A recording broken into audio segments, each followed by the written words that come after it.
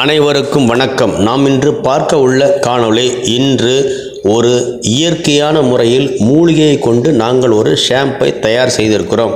இந்த ஷாம்பை நீங்கள் தலையில் போட்டு குளித்து வந்தால் உங்களுக்கு பொடுகு, பேனு, முடி கொட்டுவது, முடி உதிர்வது, முடி சம்பந்தப்பட்ட அனைத்து பிரச்சனைகளுக்கு முற்றுப்புள்ளி வைக்கும் ஒரு ஷாம்பாகும். அது மட்டும் இல்லாமல் இது மிகவும் இயற்கையான ஒரு ஷாம்பாகும்.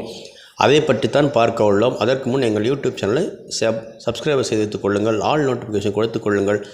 அப்போது தான் நாங்கள் கொடுக்கும் காணொளி உங்களுக்கு உடனுக்குடன் கிடைத்துவிடும். சரி, கற்றாழையில் நாங்கள் சுத்தமான மலை பிரதேசங்களில் வளரக்கூடிய கற்றாழையை எடுத்து அதை சரியான முறையில் பக்குவப்படுத்தி எந்தவித ரசாயனமும் கலக்காமல் இயற்கையான முறையில் சித்தர்கள் மகான்கள் கூறியபடி அதை பக்குவப்படுத்தி நாங்கள் உங்களுக்கு ஷாம்பு தயாரித்து இருக்கிறோம். அந்த ஷாம்பை நீங்கள் போட்டு குளித்து வந்தால் கண்டிப்பாக உங்கள் வாழ்க்கையில் தலைமுடி சம்பந்தப்பட்ட அனைத்து பிரச்சனைகளும் முடிவுக்கு வரும்.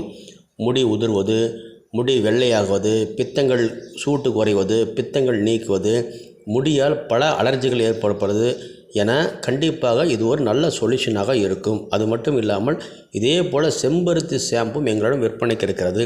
செம்பருத்தி ஷாம்பை போட்டு குளித்து வரும்போது மிக அழகான, அதாவது தலையில் இருக்கக்கூடிய அனைத்து விதமான பிரச்சனைகளும் நீங்கி மிகவும் அழகாகவும், கூந்தல் நீளமாகவும், சுருட்டு எல்லாம் நீங்கி மிக அழகான கூந்தலும் கிடைக்கும். அதில் சிக்கு முடி என்று சொல்வார்கள், அது மாதிரிலாம் நீங்கி ஓரளவுக்கு உங்கள் தலைமுடி 100% நன்றாகவே வளரும். எந்த சந்தேகமும் இல்லை. அது போன்ற ஷாம்புகள், இந்த 2 ஷாம்புகளும் எங்களிடம் விற்பனைக்கு இருக்கிறது.